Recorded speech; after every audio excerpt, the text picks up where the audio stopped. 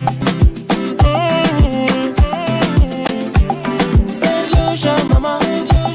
That's the land of my birth.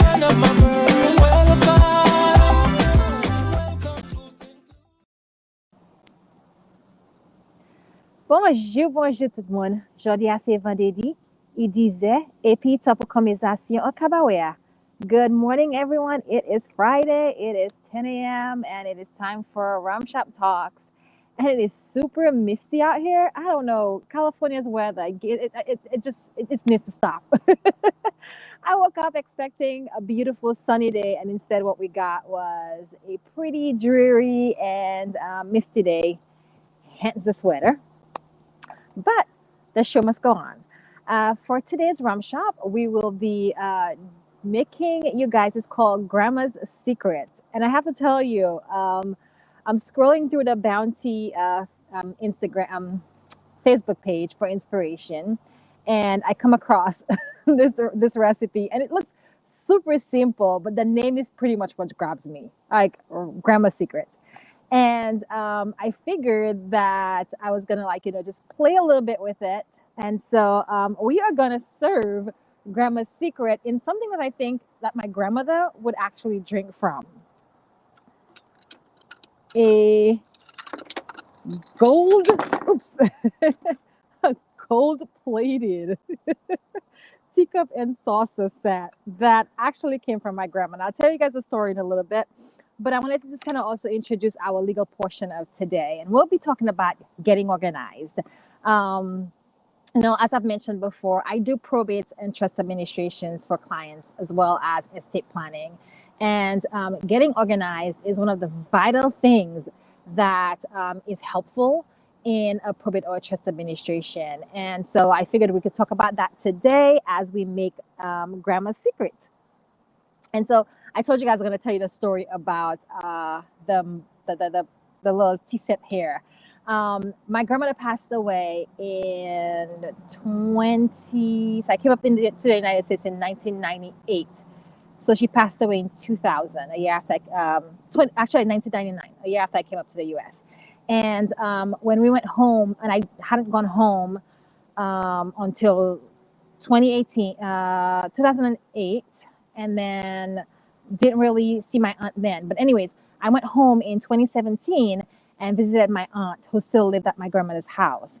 And it was very interesting because when I was there, she was just like, since you haven't been home, I wasn't able to give you anything after your grandmother passed away. And here is all the things that were left. Take your pick. And among a bunch of other things, including this little shot glass, I ended up with this little tea set. And it's funny, it's like that's the only one that was left. It was this teacup, this saucer, and this little pouring milk mug. And I have it here. My aunt's whole thing was in case she passed away and I didn't get to come back home before that point, at least I would have this stuff from her. And unfortunately, my aunt passed away last year. So this actually means a lot more to me, considering that it is one of the remaining things from my grandmother, but also one of the remaining things I got from my aunt before she passed away. So I will be serving Grandma's Secret in my grandma's teacup and saucer for you guys. Like I said, it's super easy to make. The only reason why I'm making it is because of the name. I absolutely love the name Grandma's Secret. So you basically start off with 3 teaspoons of simple syrup, but it's made with brown sugar. So I made that fresh this morning. You could use any brown sugar that you have, and you pop 3 teaspoons in there. Next, you're going to just add a couple of dashes of the Angostura bitters. And so I'm going to put about 2 or 3. I don't think any more than that is necessary. 3 drops here. You stir it up to combine. And I love the sound of a spoon in a teacup. It just, again, reminds me of my grandma. Yeah, I'm a little sentimental this morning. Finally, you're gonna pop some ice in there. And really, this should be done in an old-fashioned glass, but like I said, we're gonna do it in grandma's teacup today. And finally, we're gonna put 1.5 ounces of the Bounty Dark, which is what we're gonna be using for this. This is about an ounce because this is a 2-ounce shot glass. So it does, right? My husband said this looks just like tea. And I think that makes it even like better that you're drinking something that looks like tea out of a teacup. And finally, we're gonna garnish with a twist of orange peel.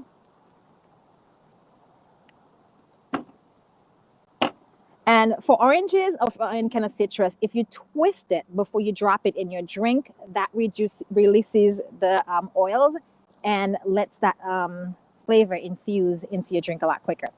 And so, voila, we've got Grandma's Secret.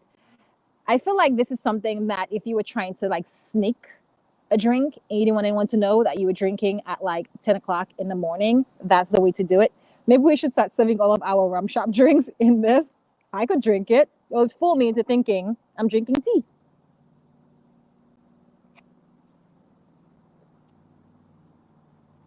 It is really good. It actually, I can taste the orange in it. But because it is mostly Bounty, I'm going to set this aside until later. That will be like my afternoon after I've gotten some work done drink. All right. And we're going to just jump into our legal portion of today. Like I said, we'll be talking about how to get organized. And one of the things I've created over I want to say I did it last year or the year before, was this template. It's like a worksheet that I have on my website that I've created to help people think through how to organize their assets, their liabilities, their debts, and just just other different kinds of assets. We also have a section for medicine as well. So we're going to pop our template onto the screen, and we're going to talk about why it is important to get organized, and I'll tell you also why all of these this way. Why all of these categories are important for as part of your estate plan. So here we have, I have this, like I said, I have this template set up, and I got it broken down into assets, liabilities. I think we have debts in there, and we have medications. For our assets, we talk about digital assets, and I'll explain what those are in a second. The reason why this is so important is when we do trust administrations or we do probates, and one of the interesting things about trust administrations especially is I've done those when someone is incapacitated, and I've also done those when someone has passed away. And so for either one of those scenarios, you have someone who is sometimes unfamiliar with the intimate, parts of your life, coming in and having to manage those parts, right? If you're incapacitated, you've got someone coming in and they've got to pay your bills and file your taxes and, manage your accounts and continue your life, right? But if they don't know what you have, then half of the time, or a pretty big chunk of the time, is going to be spent trying to figure that out. And let's be honest, how many of you guys still receive paper bills? How many of you receive paper statements from your accounts? We just don't anymore. It's like I have, thank God for LastPass, because all of my passwords are like saved on LastPass. Every account has a different password. I swear I probably got like 100 of them between emails and my personal stuff and my work stuff. And I'm not unique in that. All of us now, our lives are managed entirely online. And so before, when you used to go to the mail and receive your statements or your bills, that doesn't happen anymore. And so when someone comes into your life and they're trying to actually manage things for you, there's not that easy way of figuring it out anymore. There's not just going to the mail and finding it. I've got to figure out this person's email. I've got to figure out what their password is. And now I've got to go sort through their emails to figure out all of the assets that they own. What if you only get quarterly statements? What if you're behind deleted the statements? All of that stuff. And so that could also result in assets being lost. When we talk about, I said I was going to define what digital assets are. Digital assets are the things of value that we have online. So that could be our bank accounts, that could be our bitcoins, our investment accounts, brokerage accounts. You guys who are influencers and you have, YouTube pages out there that are generating money, those are all digital assets that you have to account for, because the people who are going to come into your lives need to know that. Otherwise, those assets could be lost. At the beginning of Bitcoin, when Bitcoin became popular and people didn't have a good way of storing it, or even like didn't even really understand it, but they were investing in it, there were thousands and hundreds of thousands of dollars of Bitcoin that was lost when someone died, because the family didn't know those assets existed, nor did they know how to access them. So that is why this form, having something like this form filled out, is so important, right? Is making sure that whoever's coming in to help you, whether you're incapacitated or whether you have passed away, that they know from first glance what you have. How is it held? Where is it held? If you've got bills, how are those bills paid? Because if on that form you say that your bills are paid online, then I know to go check your email. That's where I'm going to find the information I need, because you've told me that. And I think I also included a section there for passwords, because it's great for me to know that your bills are paid online. It's even better for me to know the password for accessing those bills. It's even better for me to know the password for accessing your email. And it's even better for me to know the password for accessing your computer. So that form should probably be printed out and saved with your estate plan. And of course, updated regularly. So I also have a section on there for medications. Why is this important? Why do people need to know what medications you take? That is if you become incapacitated, so your agents know what medications you're taking, the dosage. They also know your doctors. They've got the information. Your advanced healthcare directive agent has the information ready so that they can effectively take care of you. Realize that doing this one thing, it's actually to help the people that you've appointed to help you out, so that they have the information they need so they can take care of you. They can take care of your stuff, that you are making sure that you are managed and handled in the best possible way. And the way you do that is by equipping people with information. And so if you're interested in downloading this template, it is on my website. It is free. You don't have to pay for anything. Just go to www.danapointwills.com. And it's right on my homepage. It is labeled free organizational sheet.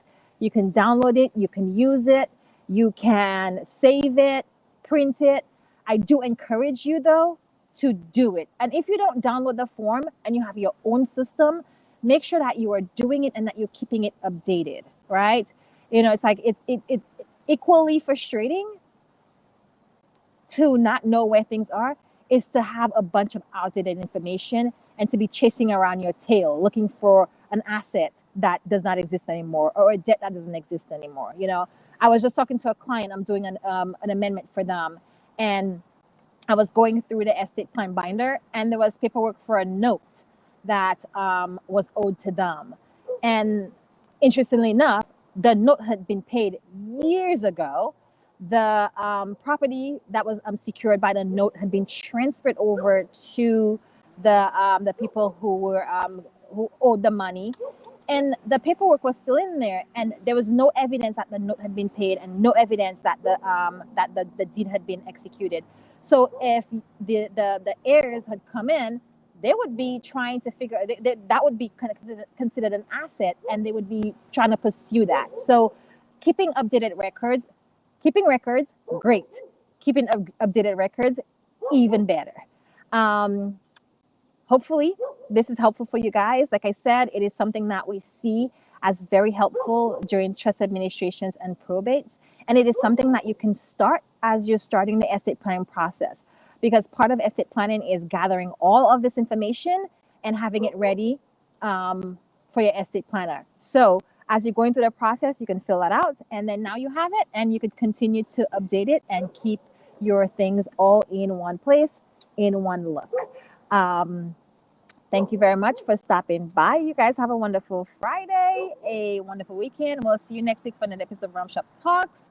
And we'll be making something a lot more interesting than the Grandma's Secrets. But like I said, the name got me. So bye.